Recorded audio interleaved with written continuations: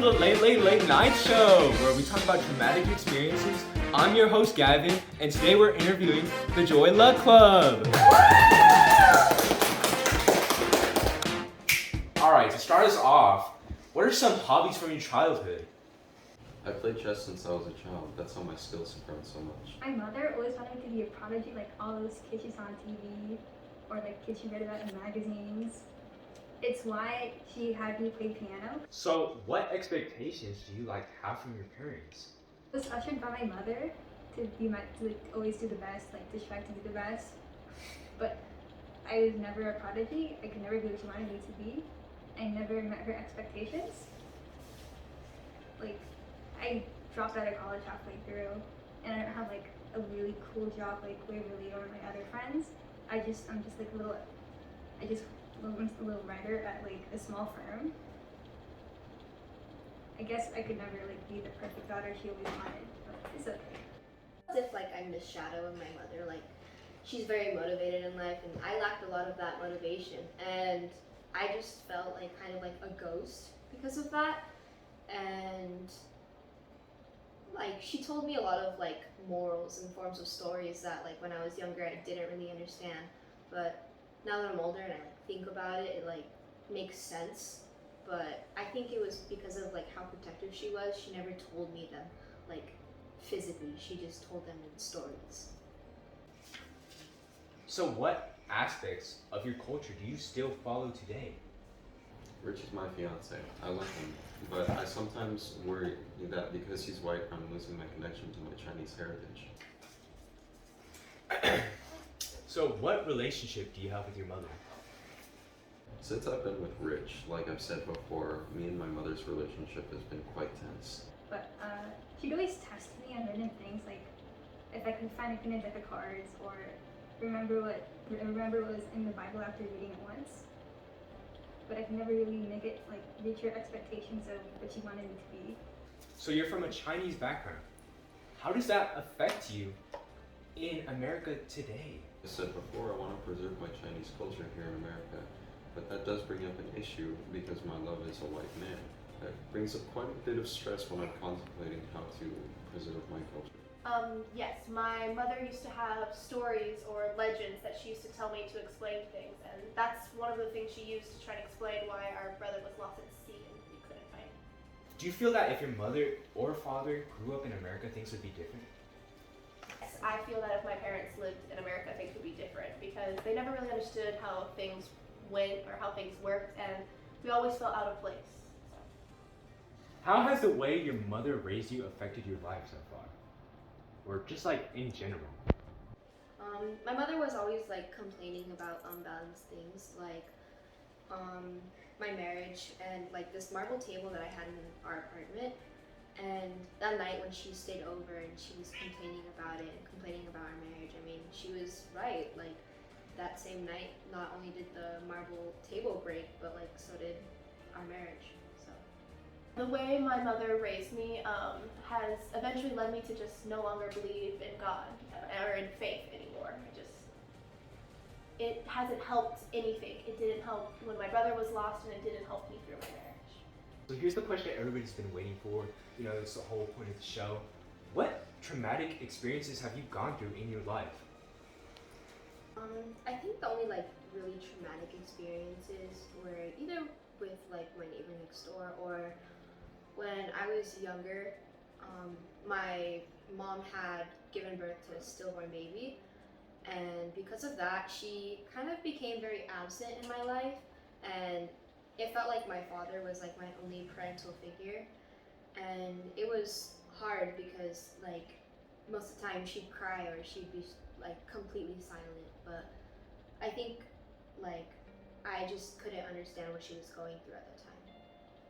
Watching TV, and my mother could remind me that it was 4 o'clock, go to piano, but I told her that I didn't want to do it anymore, and then she looked at me, and I yelled at her, no, but like she didn't listen to me. She dragged me to the piano table and sat me on the bench, and she looked at me, but she didn't look like my mother. She looked like a monster that, like, I don't know, but I finally got her to shut up and to like stop yelling at me when I told her I wanted to be dead, like how we thought my older sisters were.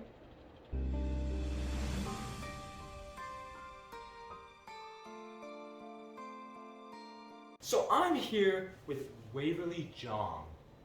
How is your mother's relationship with your fiance? To be completely transparent, I'm scared of the criticism my mother gives to Rich. I'm sometimes scared to sit in the same room as the two of them because I can feel the tension building. More importantly, how is your relationship with your fiance, Rich? Like I said before, I want to preserve my Chinese culture here in America, but that does bring up an issue because my love is a white man. That brings up quite a bit of stress when I'm contemplating how to preserve my culture.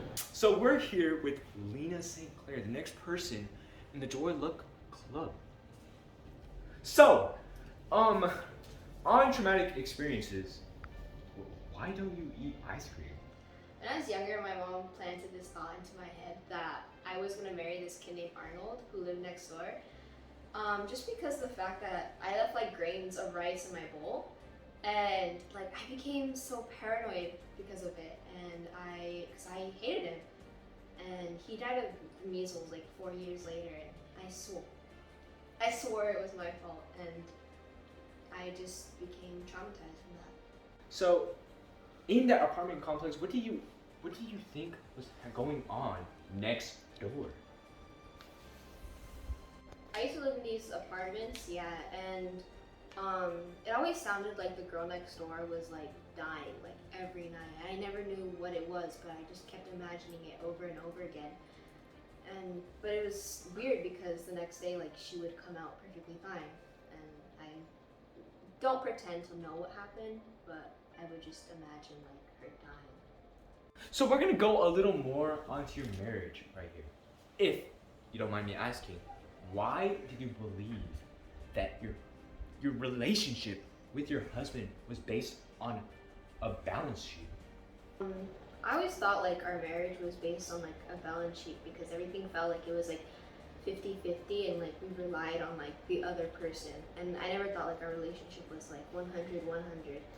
And one night my mom stayed over and she was like, well, this isn't right, like, you know, this isn't like a relationship. And so I told him that night, I said, like, we need to think about our marriage and not think about it as like a balance sheet. And I guess I wasn't looking at it right because he thought it was a lot more than that. Well, I didn't. So we're here with Rose Sue Jordan. Okay, Rose Sue Jordan, how did your divorce with your husband affect your outlook on life? When my husband divorced me, I lost faith in God, and I just had this revelation that God couldn't control anything, and no matter how faithful I was, it didn't change anything, and that the world just revolved around faith instead of faith. And also after my divorce, I didn't really trust anybody, not even my parents. So more into the main point of this show. What happened at your trip at the beach? My mother made me watch my younger brothers, which she always makes me do. And my youngest brother decided that he wanted to go with my dad and go fishing. And as my other younger brothers got into a fight and I tried to stop them, I looked over and I saw that he had tripped and fallen into the ocean, and we couldn't find him. Did you lose hope finding your brother? Yes, I did lose hope in finding my brother. I knew there was no possible way we could find him. I mean, the Coast Guard had looked for him and he was nowhere to be found, but my mother never lost hope. We looked the entire day and she said that he wasn't gone. She did not believe it, so. We're here with June Woo now. So you got a nice necklace on right there. I heard your mother gave it to you. So what do you think she was trying to convey when she gave it to you? My mother gave me this necklace after dinner with the Johns and Mr. Chong. I had a fight with Waverly. She kind of went up to me and embarrassed me in front of all of them. But after the dinner, my mom gave me this necklace. I didn't really start wearing it until after she died, but yeah. I don't know what she meant when she gave it to me, but she told me that I would never need a wife once I started wearing it more. Going more into your relationships, what do you think of Waverly Jong? I never got along with Waverly well growing up. Our mothers would always compare us and try to one up each other with our achievements. She always made jokes at me when we met with each other, at dinners and just general meetings. There's this one time she after like a talent show, she's like, "You're not a genius like me." And I just kind of made stuff like kind of like lower, like, you know. Why did you think of your twin sisters as little girls, even though you knew that they were older than you? My mother only knew my sisters as like little babies. She never saw them grow up. But like, I never like saw them as my older sisters, I guess, because like I never knew them until now. But like I always saw them in peril when I saw them before I met them. Like little girls asking for their mother, and you telling them that like she's dead. I don't know. I just never really saw them as older until I really met them in China. Cat and shot? Keep it. Vance! Keep it. Keep it. Beauty. Vance! Keep Hey. it.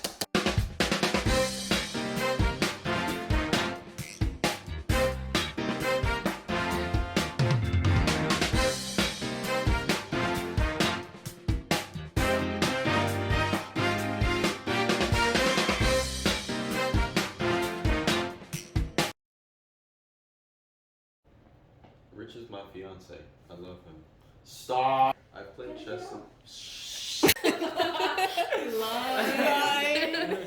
You eat ice cream. Like, what? And action. Okay. こんなことありえるのかよ。混乱するぜ。いやいや、お前も動くなよ。死ぬぞ。 How has the way your mother...